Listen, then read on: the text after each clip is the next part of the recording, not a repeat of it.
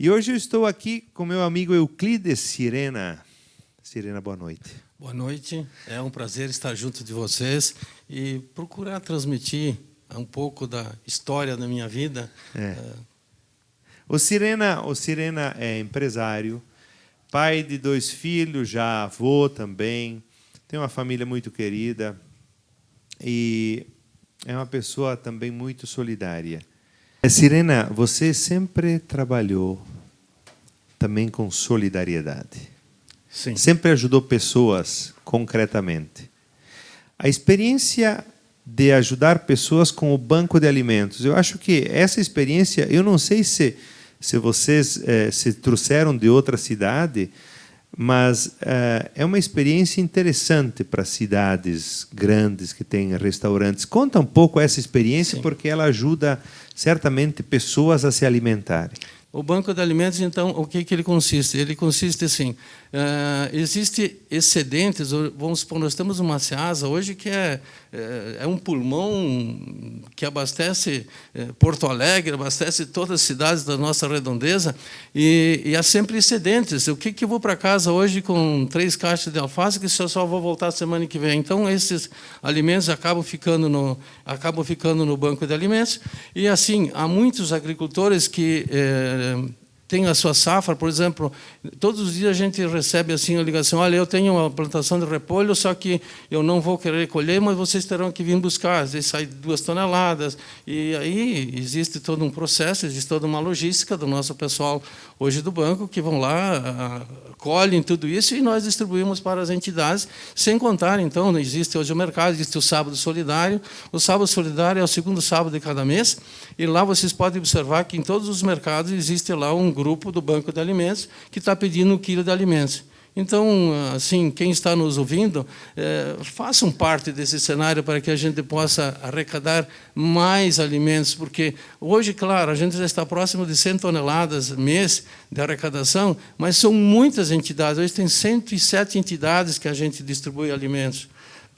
E os braços ficaram curtos, ainda há muitas mais pessoas pedindo para isso, só que não se chega lá. Então, por isso que o Banco de Refeições Coletivas veio também para auxiliar nesse sentido, para que o banco, como não estava dando conta, então hoje temos mais esse processo que nos ajuda a fazer aproveitamento dos excedentes, então, dos cozinhos, restaurantes, padarias, supermercados, enfim, todos são doadores nessa cidade. Veja que aqui nós falamos de coisas concretas, Sirena, é coisa boa, viu? Porque nós estamos falando para o Brasil inteiro, tem gente de todo lugar que assiste, e pode nascer experiências parecidas nas cidades onde não tem, que sobra lá o alimento, tem muito desperdício de alimento, e alguém pode criar essa estrutura para que as entidades tenham alimento. Vocês estão de parabéns, porque essa atuação concreta para que as pessoas tenham comida é muito importante. Sirena, você tocou numa das suas experiências de encontrar um menino que diz: tio, estou com fome. E dali nasce uma experiência maravilhosa de ajuda. Mas você tem outras. Qual é a história que você lembra que te marcou? Marcou histórias de sofrimento. Eu acho assim que mais me marcou foi o Projeto Pescar. O Projeto Pescar me marcou muito forte, porque você encontra aqueles meninos, e normalmente são meninos que vêm para as salas de aulas com 16 anos, 17 anos, e muitos deles, ou quase a maioria deles, a gente sabe que eles têm pai, têm mãe, mas aonde eles estão? E aí, se você não tem um ombro que acolhe essas pessoas, que dá refeição, que dá capacitação, porque esses jovens, o que eu encontrei neles, eles não têm mais nada de família, eles não têm história nenhuma, eles não têm experiência nenhuma de família. Dali tem que nascer uma nova família, tem que nascer uma nova semente para que possam constituir a sua família, porque eles não têm nada mais de experiência, não têm nada de história. eles vivem ao além. Então, eu tive o privilégio de formar 16 turmas, cada turma tinha 20, 25 meninos, e então aí você ouvia cada história assim que me marcou profundamente, a história de meninas, história de meninos que parece assim que nem seres humanos fazem o que fazem com essas criaturas, com esses jovens assim sem defesa. Então isso me marcou bastante, mas eu diria assim, todo o tempo que eu fiquei com esses jovens, eu diria assim que foi muito gratificante. Por que foi gratificante? Porque hoje eu me encontro com outro, e olha, eu sou o aluno da segunda turma que eu me formei. E muitas vezes, há poucos dias, eu conto uma história muito rapidinho. Eu me encontro com um dos meninos que trabalha no posto de gasolina, já tem sua família, tem seu carro. Eu sou o segundo aluno que está lá. Eu disse, tá, e agora eu me lembrei de ti. Eu digo, tá, eu me lembro que você tinha 21 pessoas que estavam contigo, e vocês roubavam máquina de cortar grama, fios, as pessoas se descuidavam e vocês roubavam. Eu digo, o que aconteceu com esses teus colegas todos aí? Onde eles estão? E ele abaixou a cabeça e disse assim, todos a bala pegou. Então eu diria assim, para mim é muito gratificante, porque eu salvei.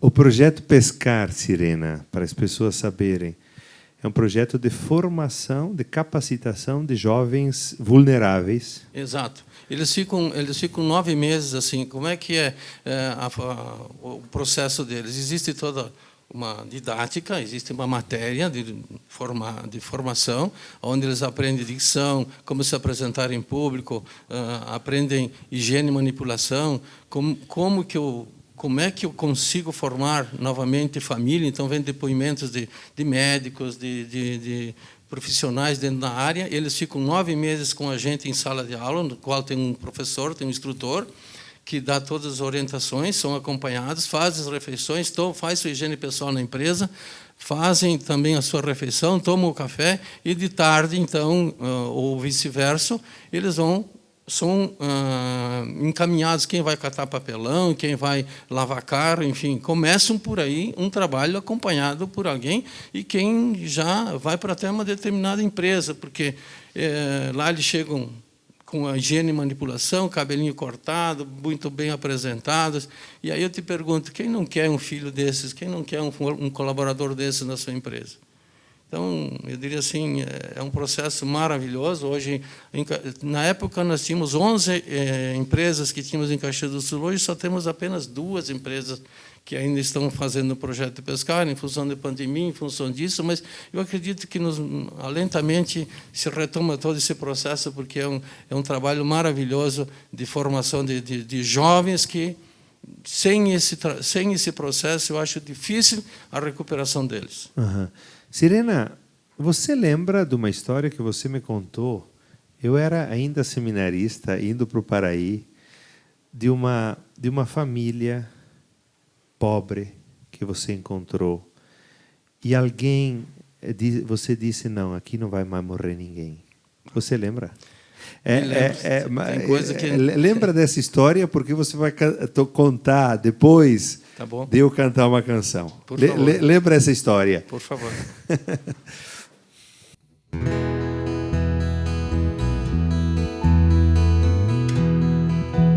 Jovem, onde leva a tua estrada? Jovem, onde você pensa e quer chegar?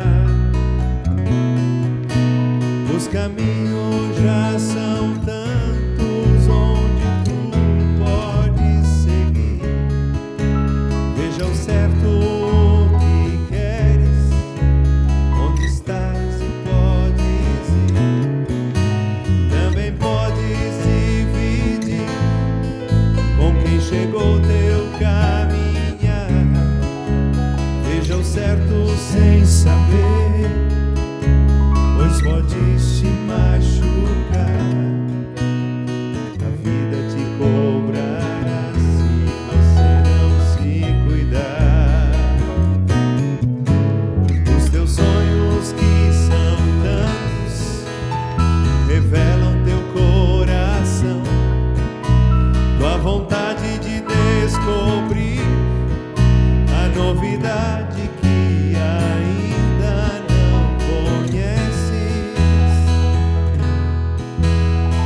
você ser diferente, incompreendido por quem não.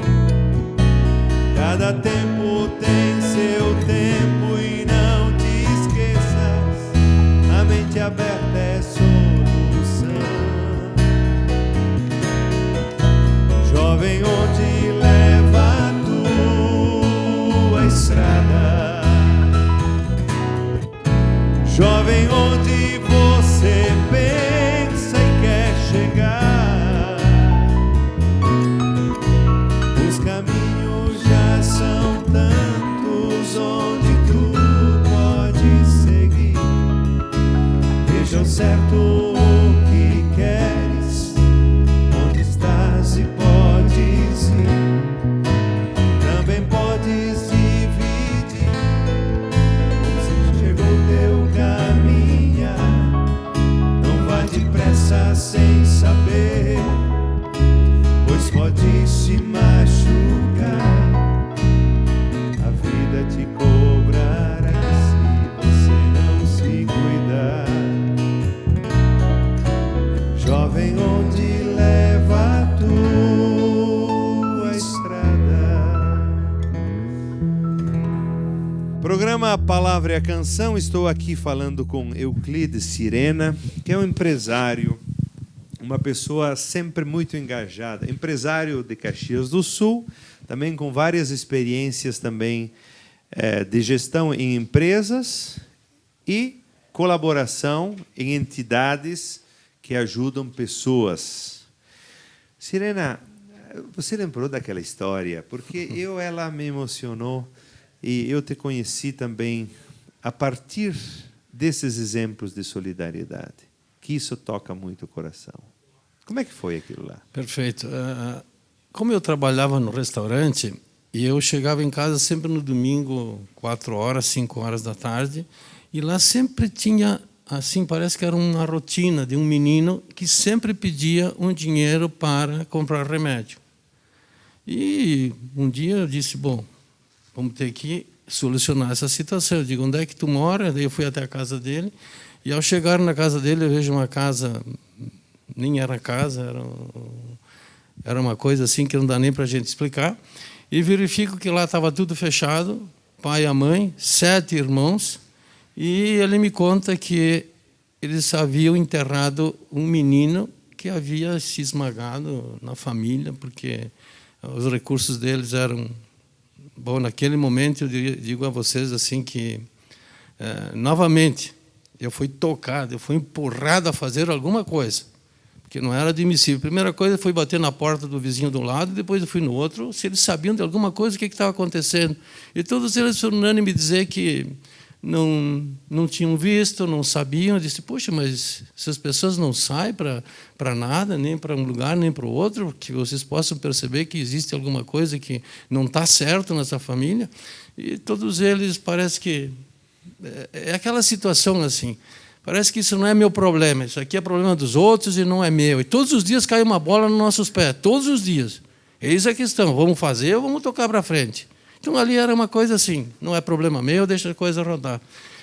Eu fui para casa, eu digo assim, para eu não conseguir dormir naquela noite, só pensando nisso, eu disse, poxa, mas tem assistente social, tem o presidente de bairro, eu digo, como é que isso acontece nessa família? Aí, no dia seguinte, já movimentei assistente social, disse, porque eu não tenho o direito de entrar numa casa sem estar acompanhado. Então, o assistente social me acompanhou, eles me contaram toda a história, o que estava acontecendo, e realmente... O menino tinha sido esmagado e disse, bom, um foi, mas os outros não vão mais. Ele disse, olha, disse para o assistente social, tu vai fazer a tua parte e eu vou fazer a minha. Você me coloca todas as crianças no colégio, dá um jeito, quem não está estudando, quem está, o que não está. Eu digo, o pai e a mãe, eu vou colocá-los, vou ajustá-los a eles de uma forma ou de outra. E aqui nesse local, nós vamos tirar fora essa casa e eu vou colocar uma casa para que seja dividido para quartos para as meninas e quarto para os meninos. E daqui vai ter que sair uma família de verdade. Ok, construí essa casa então, e aí a mãe, como é que eu iria tirar a mãe de casa com todos esses filhos para cuidar? Eu disse, mas eu preciso fazer com que ela aprenda a fazer uma refeição, então eu contratei ela para o restaurante, mas que ela viesse quando ela pudesse, quando estivesse em ordem, e que a avó cuidasse das crianças enquanto ela estava trabalhando. Mas o meu objetivo era para que ela aprendesse a fazer uma refeição, porque para ganhar uma galinha não é muito difícil. Agora, quando você não sabe, ela não dá para uma refeição. Ela não dá para isso. Então, eu continuei servindo um rancho para eles até que saísse desse ato emergencial. Fiz a documentação para o pai, que não tinha documentos nenhum, e ele começou a trabalhar na construção civil, e aí a família foi se ajeitando, as crianças estudando, e quando a gente percebeu, já estava tudo encaminhado, tudo andando. Essa é uma história que ela na verdade, Sirena, histórias assim inspiram muito as pessoas a fazerem alguma coisa, a todos nós, porque, na verdade, as pessoas falam, nós falamos, mas concretamente fazer é diferente. Sirena, não, é que você tem um coração distinto, na verdade. Não, é verdade. Eu te conheço há tempo. Depois me lembro de outra história que tu contou que tu estava numa missa. Ah, perfeito.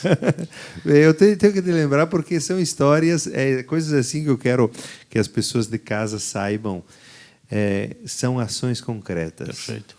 Bem, eu tenho por hábito, claro, depois que a gente passa por dificuldades, quando a gente chega quase lá no fundo do poço, aí você percebe que, puxa, mas eu vim para esse mundo para quê?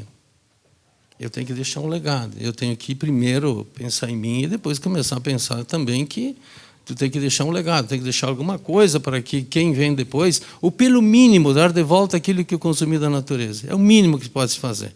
Bem, aí eu tinha por hábito, assim, todos os domingos eu vou à missa. Durante a semana, eu fico, é que nem jogador de futebol, eu leio o Evangelho todas as manhãs e aí me inspiro para que eu possa tocar meu dia, para que eu possa realmente me fortificar diante disso e fazer meus passos. E no domingo, então, eu vou à missa. É um lugar que eu me sinto bem quando estou numa igreja. Carrego minhas baterias porque eu sei que eu tenho uma semana de novo para frente. E num desses domingos eu estou entrando na porta da igreja e é um senhor que me pede assim, ele disse, pelo amor de Deus, me dê uma moeda. E eu estava com minha esposa e naquela passagem eu disse, poxa, mas nunca ouvi ninguém pedir, pelo amor de Deus, né? Que não me tocou. E aí eu dei um passo de volta e disse, na saída eu falo contigo. Bem, aí entrei na igreja, eu sabia que eu tenho 2 filhos e nós sempre se encontrávamos, tinha jogo de futebol, eu sei que a gente tinha marcado que a gente ia se encontrar na igreja, então, com os 2 filhos. E o que aconteceu? Aí o padre começou a homilia e disse, puxa, era um dia de serração, aquele rapaz estava lá com um abrigo arregaçado, eu disse, esse frio todo, eu digo, esse cara lá fora, eu digo, eu tenho que falar com o cara. Mas aí eu disse, como é que eu vou fazer isso? Se eu vou sair, minha esposa vai achar que eu estou passando mal, ela vai junto e não sei o que vai acontecer. Eu digo, aí ela se descuidou um pouquinho e disse, eu me fui. Eu me ajoelhei no lado do cara e disse, cara, o que aconteceu? Eu disse, por que tu está nessa? Ele abriu os braços e ele disse, eu não sei. Eu disse, vamos fazer o seguinte, eu digo, esta noite ainda, volta para a tua família, guardem isso que eu estou falando. Eu disse, volta para a tua família, eu disse, ainda hoje. Ele disse, não, ele disse, eu não quero voltar para a família, mas por quê? Ele disse, olha, meu irmão pede esmola, a meu pai bebe, e a minha irmã ajuda a cuidar e fazer os deveres de casa. Ele disse, eu não quero voltar para lá. Ele disse, de jeito nenhum. Ele disse, bem, então se tu não quer voltar para lá, eu digo, tu bebe, tu tem usa droga? Ele disse, não. Ele disse, tudo que tu está me falando é verdade? Eu disse, sim, é verdade. Então ele disse, me dá tua mão, levanta. Eu digo, dá uma volta. O cara estava perfeito, o cara tinha todas as condições. Eu disse, puxa, por que você não está trabalhando? O que existe de errado em você que você não está trabalhando? Aí ele me disse, olha, eu já passei na prefeitura, eu já passei em postos de gasolina, eu já passei em vários lugares. Ele disse, eu não consegui trabalho. Eu disse, então vamos fazer o seguinte, tudo que está me falando, tu disse que é verdade, então vamos entrar na igreja, ajeita a tua roupa, guarda essas tuas moedas que tu tem, vamos agradecer a Deus para a gente ter se encontrado, e a partir de manhã eu cuido do teu dia. Ok? Tá bem, entramos, encontrei com a esposa, e no final da missa, então, eu levei ele para casa, não me encontrei com os filhos, mas depois eu sabia que me encontrar, ele estava morando próximo da rodoviária, aqui de Caxias do Sul. E ele morava embaixo de uma escada. Aí ele disse, vamos fazer o seguinte, disse, o que tu precisa para janta, para hoje de noite? Ele disse, não, ele disse, não precisa te preocupar, ele disse, eu já te dei muito trabalho, ele disse, eu só preciso de um dinheirinho para comprar um gás. E aí minha esposa me cutucou e eu disse, eu digo, pega o botijão e vamos comprar o gás. Não, ele disse, pode me dar o dinheiro que eu vou. Ele disse, está bem, então eu vou te dar o dinheiro, você vai comprar teu gás, amanhã de manhã eu vou arrumar uma roupa, lá em cima no morro é onde que é o meu restaurante, amanhã de manhã estou te esperando lá para que você inicie teus trabalhos lá. Ok? Ok. Aí, com certeza, alguém de vocês estava perguntando assim, o cara deu dinheiro. Bom, mas eu também coloco Deus, às vezes, a prova. Disse, poxa vida, será que ele me colocou alguém aqui para ficar me aprontando? Eu digo, não é possível, né? Eu acredito nessas coisas. Eu tenho uma fé muito forte nesse sentido. Então, dei o dinheiro, ele fez exatamente aquilo que eu pedi. E no dia seguinte, eu encontro ele lá, já estava muito bem preparado, sua higiene pessoal, nem parecia mais aquela pessoa que encontrei na porta da igreja. Então, eu expliquei tudo como é que se iniciava o trabalho e ele iniciou suas atividades comigo. Ele almoçava, tomava café, enfim, tudo na empresa. Mas, porém, existia uma particularidade dele que era diferente dos demais colaboradores. Ele, ao sair da empresa, ele dizia obrigado pelo almoço, obrigado pelo trabalho, e saía para as suas finalidades. Porém, existia meu filho que trabalhava numa sala ao lado, tínhamos apenas uma parede de vidro que nos separava. E num desses dias, ele disse, pai, ele disse, esse senhor, que todos os dias, muito educado, vem te agradecer, vem te cumprimentar por dar esse trabalho para eles, e não era aquele cara que estava lá na porta da igreja, aquele dia que estava no chuvisqueiro, que estava, disse, olha, meu filho, o que a mão esquerda faz, ou a direita faz, uma mão não precisa saber da outra, mas também eu não sei mentir, filho. É realmente aquele cara que está lá. Meu filho sai da sala e vem me dar um abraço. Esse abraço, gente, eu sinto ele até hoje. Continuando. Eu fico emotivo porque só quem via, eu vejo aquela pessoa ainda na minha frente. Eu vejo assim aquela forma dele ser. Bem, passado esse período, então, o que aconteceu? Ele trabalhou comigo 1 ano, fazendo suas atividades maravilhosas. O que aconteceu logo depois? Ele tinha direito a férias, ele já tinha ido morar num lugar muito melhor, ele já tinha condições de se sustentar, e lá pelas tantas, ele disse que ia visitar a família. E aí eu dei um fora.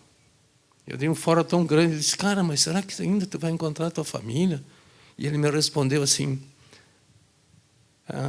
eu vou encontrá-los e eu sei que eles estão bem. Eu que tinha uma fé, eu que acreditava demais em tudo isso, aquilo foi um tapa de luva para mim. Foi um tapa de luva, porque ele disse, eu vou encontrá-los e eu sei que eles estão bem. Se eu nunca vi ele receber uma ligação, nunca vi nada. Bem, ele foi visitá-los e permaneceu o período que tinha que permanecer, voltou, trabalhou na empresa, então praticamente todos, a semana ele recebia uma ligação da família. Moral da história, o que aconteceu logo depois? A família pede para que ele vá morar com ele, para que ele já tinha conseguido um trabalho num posto de gasolina, e ele, então, eu o liberei para que ele fosse com a família. Por quê? Porque lá, a primeira vez que a gente se encontrou, o meu objetivo era fazer com que ele voltasse para a família. Então, quer dizer, o que quer dizer isso para mim? Que a família é o pilar mestre de todo um segmento. A gente não temos o direito de julgar ninguém, nem pai, nem mãe, nem como eles são e o que eles não são. Mas nós temos o direito de ter a nossa família. E ter respeito por aquelas pessoas. E amá-los assim como eles são.